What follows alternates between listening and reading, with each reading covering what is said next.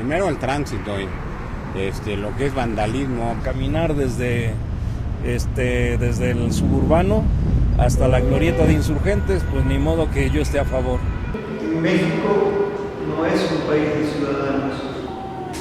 México, es decir, la conquista de la ciudadanía es una tarea pendiente para la mayoría de los mexicanos y mexicanas. Es decir, no hay, digamos, conciencia de que ser ciudadano o ciudadana significa participar de manera consciente en la decisión de las políticas públicas. La iniciativa de ley de manifestaciones públicas en el Distrito Federal es una iniciativa que presentó recientemente el diputado federal Jorge Sotomayor del grupo parlamentario del PAN. Es una iniciativa que lo que busca es justamente atender un problema, yo diría de antaño en la Ciudad de México, que su categoría como ciudad capital, como entidad donde residen los poderes federales, la vuelve un centro de atención tal que evidentemente todos los estados y todos los problemas que hay en el país vienen a caer en la Ciudad de México en forma de manifestaciones, de protestas, de marchas y demás. Lo que busca no es quitar la manifestación pública, sino limitarla de alguna manera sin que afecte a terceros. Si un manifestante avisa con cierta anticipación, por ejemplo, se habla de 48 horas, lo que puede suceder es que la autoridad puede hacer distintos operativos para velar por la seguridad tanto de los transeúntes comunes como de quienes están en la manifestación. Y por ejemplo, eso significa, muchas veces hemos visto, por ejemplo, en el 1 de diciembre, ¿no? Vimos cómo grupos que nada tenían que ver con muchos de los manifestantes interfirieron, se metieron y ellos eran los responsables de los actos vandálicos. La manifestación tiene que ser transgresora, porque si no transgredes, si no haces presión, si no afectas a nadie, entonces no te está sirviendo de nada. Entonces, ¿para qué quieres una manifestación en la que todos vayan formados? No estás presionando, no hay un punto que establezcas políticamente y en el que ejerzas presión, porque esa es la importancia de una manifestación de ese tipo, ¿no?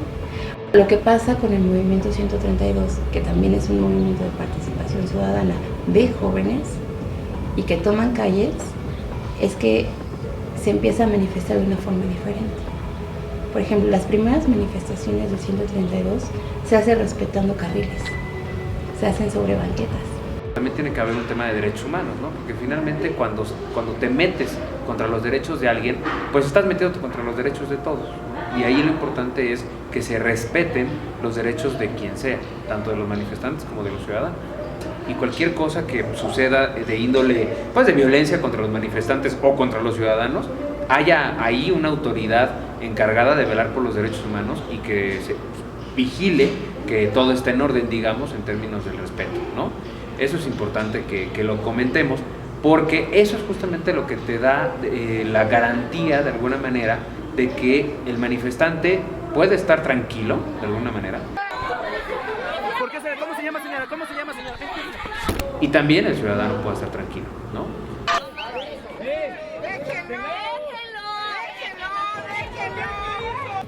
Plantear que la ley está hecha para respetar los derechos humanos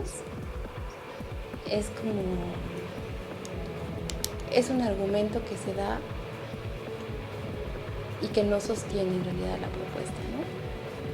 Porque si bien es verdad que muchas personas salen afectadas, ¿no? También es un derecho la expresión política. Se está tratando de poner límites, marcos a lo que debe ser la protesta popular. En realidad es tratar de limitar el derecho de la ciudadanía a manifestarse, a expresar su libre opinión. Es decir, hay una serie de derechos humanos que el Estado a su vez está obligado a respetar, que el propio Estado hoy, que firmó esos derechos, incluido el del Distrito Federal, hoy en realidad lo que está haciendo es, al tratar de reglamentar la protesta, está vulnerando esos derechos humanos. Quienes protestaron contra el fraude electoral en 2006, había gente que no podía en su auto atravesar Reforma, pero el auto no tiene derechos humanos. El auto es un instrumento para transportarte. Si la gente quería atravesar Reforma, dejaba el auto del otro lado y se trasladaba cruzando Reforma. Nadie le iba a impedir transitar, cruzar Reforma. Entonces, lo que existe es una manipulación por parte de los sectores conservadores que responden a los intereses del gran capital. Muchos de ellos son legisladores, pero hay también en muchos estados presidentes municipales. Es decir, todo lo que tiene que ver con las estructuras de gobierno en realidad no responde a la población. ¿Qué factores o qué situaciones te llevan a participar en un movimiento social? Tiene que ver con muchas cosas. Tiene que ver con cuestiones sociales, tiene que ver con cuestiones culturales, tiene que ver con cuestiones políticas, ¿no? Tiene que ver con ideología, ¿no? Tal vez si tú fuiste todo el tiempo educado en una cuestión ideológica, pues se te hace racional, incluso necesario participar. Pero también tiene que ver, en muchos de los casos es una cuestión económica, ¿no? Es una cuestión de sobrevivencia. Pues porque si tú vas y empiezas a hablar con los pueblos, con los, ¿cuántos son? 400 pueblos, si vas y hablas con el CENTE, si vas y hablas con los de Mexicana, si vas y empiezas a hablar con todas esas personas que constituyen los movimientos sociales, por lo menos de los últimos 20 años, son cuestiones de sobrevivencia. ¿Qué les están quitando? Les están quitando su trabajo. La gente no protesta porque le gusta, la gente protesta porque tiene problemas. Y la protesta está legalizada por la Constitución de 1917. Esta Constitución que hoy, desde hace años, pero sobre todo con el gobierno de Peña Nieto, está siendo cada vez más y más recortada. Cuando no tienes nada que perder, te queda la calle. Y en la calle es donde gritas, y en la calle es donde resistes, y en la calle es donde luchas. Y en la calle es donde salen tus ideales, y en la calle es donde vas y das todo. Buenas tardes, soy Fausto Guerrero Díaz, ex sobrecargo de Mexicana de Aviación. Ingresé a Mexicana de Aviación en mayo de 1981, laboré por 28 años y derivado de las cuestiones contractuales me jubilé al cumplir precisamente los 28 años de servicio. De tal forma que mi jubilación surtió efecto a partir de junio de 2009. Lamentablemente, un año después, surge el conflicto de Mexicana de Aviación. La empresa solicita apegarse al concurso mercantil y a partir de ese momento, en agosto de 2010, nos empezaron a dejar de pagar nuestra pensión jubilatoria. Todo mi proyecto de vida es innovador. Es decir, laboré durante 28 años en la empresa, durante 28 años pagué impuestos, durante 28 años se generaron ahorros para obtener una pensión jubilatoria, de tal forma que de la noche a la mañana me quedé sin ningún patrimonio. ¿Qué fue lo que sucedió al respecto? Bueno, pues empecé a dejar, me vi imposibilitado a pagar mis tarjetas de crédito, me vi imposibilitado a pagar crédito bancario de mi casa, tuve que ser, 2 de mis hijos tuvieron que salir de la escuela privada, en fin, fue todo un caos, mi vida dio un giro de 180 grados. Puede ser que exista un incremento de las manifestaciones por la situación que está viviendo el país, que se está agudizando una crisis económica, pero se está agudizando una crisis de seguridad y una crisis de vivienda. Es decir, la gente no tiene las condiciones de seguridad para poder vivir. No puede haber una democracia en México con una población de 118 millones de habitantes donde haya 70 millones de pobres y 40 millones casi en situación de extrema pobreza. La gente protesta porque la situación del país es muy mala en materia de salud, en materia de educación, en materia económica, en todos los rubros la situación de México es tremenda. En los últimos años vivimos a su vez una crisis humanitaria. Después de esos 10 años y al ver que las autoridades poco hacen por resolver nuestra circunstancia o pretenden resolverla de una manera que no responde a nuestros intereses, pues por supuesto que mi visión sobre las marchas se ha modificado radicalmente.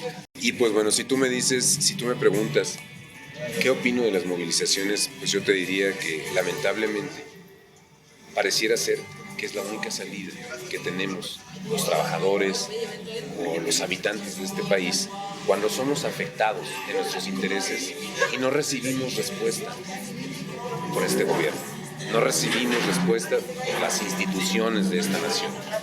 No nos queda otra más que salir a la calle, gritar, afectar a terceros y de esa forma llamar la atención de nuestras autoridades para ser atendidos. Es verdaderamente lamentable en este país que un equipo de fútbol tenga mayores posibilidades de entrevistarse con el señor presidente a un grupo de compañeros jubilados que lo único que hicimos fue haber confiado en las instituciones de este país y que hoy en día, bueno, pues resulta que nos dejaron sin nuestro patrimonio. Lo que tenemos hoy es un intento de los sectores conservadores por regularizar la protesta, y esto tiene que ver con todo un proceso que viene de atrás en los últimos 15 años de criminalizar la protesta social, pero también la pobreza.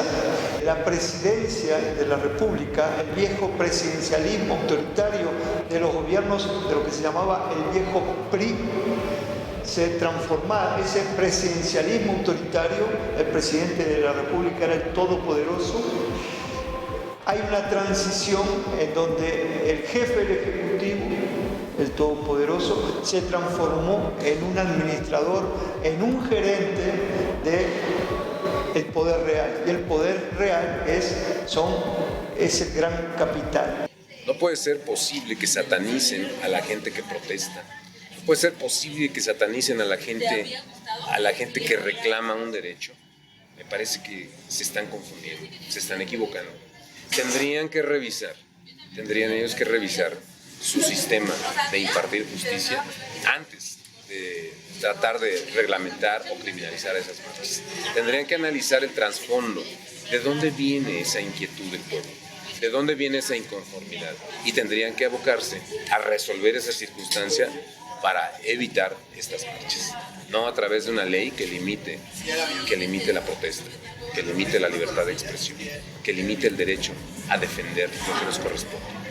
El fundamento político que tiene por parte del PAN es un fundamento de clase, ¿no? En realidad es un fundamento de clase. Pensar que la ciudad solamente es un espacio en el que sí se puede marchar, pero de una manera ordenada, para que las personas que tienen carro no se vean afectadas, cuando en realidad el grueso de la población que compone la Ciudad de México se mueve en medios de transporte públicos que tienen que ver con el metro, ¿no? Y que tienen que ver con camiones, pues ahí entonces se desgajaría muchísimo lo que sostiene la propuesta del PAN, ¿no? Pensarla también en cuestiones de derechos humanos es una confrontación, como antes lo mencionaba, es una confrontación dentro de los que pueden expresarse y entre los que no se pueden expresar, ¿no? En la participación social, en muchas de las protestas, está el germen de una verdadera ciudadanía. No hay que quedarse con los brazos cruzados. No hay que abandonar nuestros principios. No hay que abandonar nuestros ideales, nuestros derechos. Es lo que quiero que se lleve.